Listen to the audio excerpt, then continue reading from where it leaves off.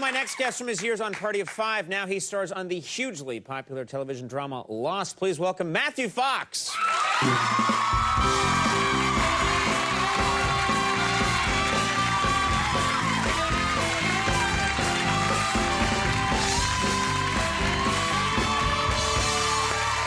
How you doing? I'm doing well. How are you? I'm really good. You know, we're going to talk about, ladies. I'm here for a while yet.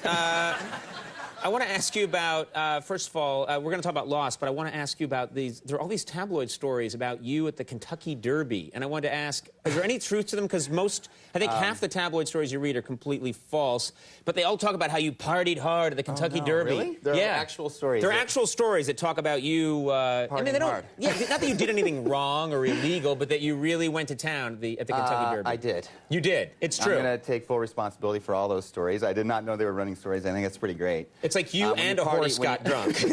Yeah.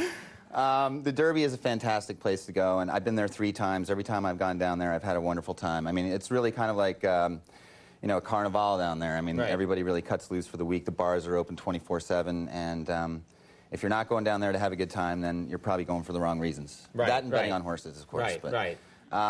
I just go down there for the rent money. It's not fun. It's work. I need that money bad. Yeah, that money's already spent. So did you run into other famous people when you were down there? I did. I got to meet some people. I met the guys from ZZ Top. Oh. I was huge fans of them for a long time. Cool. Billy Gibbons and Sure. Yeah. That's funny. Is this the Kentucky Derby 1978 you were at? No. Now, you grew up, I didn't realize, I knew that you had grown up in like a small town, but I didn't realize how small a town you grew up in. You grew up in like a tiny, tiny town. I did. I grew up in a place called Crowheart, Wyoming. When I was growing up, it had a population sign of 13. I guess now it's actually grown quite a bit. 13? It said population 13. It did for a lot of years, or at least I remember that vividly in my head. Maybe I'd made that up, but I'm pretty sure it was there for a long time. Now it's When you left, did it say 12? Yeah. They repainted it really quickly. Scratched out. Yeah. They were constantly making adjustments the whole time. Everyone stay here! I have to go to no! This sign is hard. What do you do for fun in a town that's literally got 13 people in it? And you grew up on a ranch. What did you do for fun as a kid? You have to be pretty inventive. You know, it's really in the middle of nowhere, and I basically spent all my time playing with my brothers. And you know, I remember one thing that we did that I think back on is pretty funny. We're probably the only family in the world that did this. We would have dirt clod fights. Dirt clod fights. Yes, we called them dirt clod fights. I remember that. I mean, it was like we used to have dirt clod fights. Did you? Yeah. Yes, I'm not the only one. You were in the neighboring town of 11 people. Every now and then you'd fight. When the population got close, you'd rumble. Right.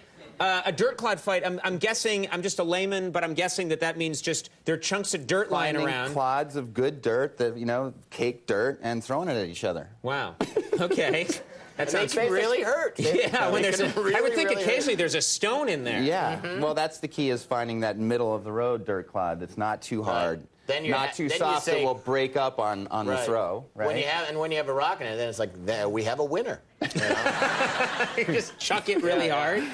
Well, now you can buy really good dirt and throw it at people. That's right. Have it perfectly packed. That's perfectly, yeah. Now, I want to make sure we get time to talk about Lost, because this show is a phenomenon. People really love the show. It's a huge hit, and one of the things I was thinking about is there are a lot of shows that are big hits, but people have to shoot them sort of in a dark soundstage. This is a show that's shot on location in Hawaii. Yeah. And it seems to me that that's got to be the perfect gig. You're in Hawaii, perfect weather all the time. Basically paid vacation. Right.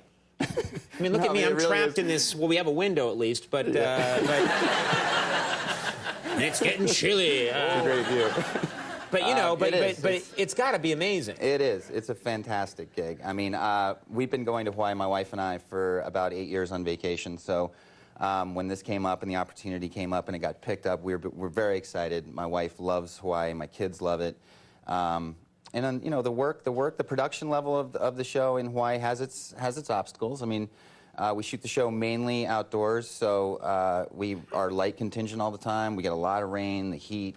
We're shooting in the jungle all the time, and So sometimes there are I'm people actually whining about shooting in Hawaii. that's but that's the problem is that whenever something becomes your job, this is my theory, whenever it becomes your job, at a certain point, you find things to start complaining about. So even though your job is to hang out in Hawaii and shoot this really fun show, eventually it's like, I got to go there today again. That's right. You lose perspective no matter how good it is. I think if there's a guy who's tasting Ben & Jerry's ice cream for a living, he gets to the point where someday he comes home, he's like, I don't know anymore. They only had the little spoon instead of the medium-sized spoon, and, he's just losing it. That's human nature. Now, I do have something that I want to ask you about, which is, this is a show about all these people stranded on desert island, and yet the women always look so hot. You know, they've crashed on this island, they're stranded, but they're always wearing these incredibly sexy clothes. Their hygiene seems pretty good. Yeah. Have the writers tried to come up with an explanation for that? I don't think there's an explanation for that, other than it's a TV show. Yeah, and things happen. I mean, pretty much. But maybe they just brought a lot of good luggage with them. It's kind of the Gilligan's Island question of, how come, the skipper's clothes never rot off his body? You know? Well, they do have a lot of luggage. Right. I mean, they got a lot of luggage that they can dig through, and I think probably all the really, the beautiful women on the show found their luggage, because all their clothes fit so Or they nice. didn't find, they found someone else, other woman's luggage that was too small. Maybe. Just a little bit too small. It's a little too small, sorry. Camera gets in close, ratings through the roof. I know how it works. But you're having a good time, you're enjoying yourself. I'm having a blast. I'm having more fun doing this than anything I've ever done, and I'm just so happy that the show's being received so well, and we're really looking forward to next year. Could you tell, that's another thing about this kind of television show, is that you start shooting it quite a while before it ever airs. Did you have a sense that you were onto something, that while you were shooting it, you think, I think this show is I did. a I winner? believed in it from the very beginning, but I've also been in the business long enough to know that you never know how things are going to communicate to an audience, and so I was cautiously optimistic when the show premiered, and to wake up the next day and get those phone calls from LA saying that it did really well and that it was a hit. It was fantastic. It was really That's really gotta rewarding. be great. Well, the Lost 2-hour season finale, which I think a lot of people are going to be watching, airs May 25th at 8:00 p.m. on ABC. Tragically not NBC. Which can't seem to create a good show. Sorry. That may have been a mistake. Our host tomorrow will be Andy Richter. But Matthew, thanks for making time for us. Matthew Fox, Nick the Follow.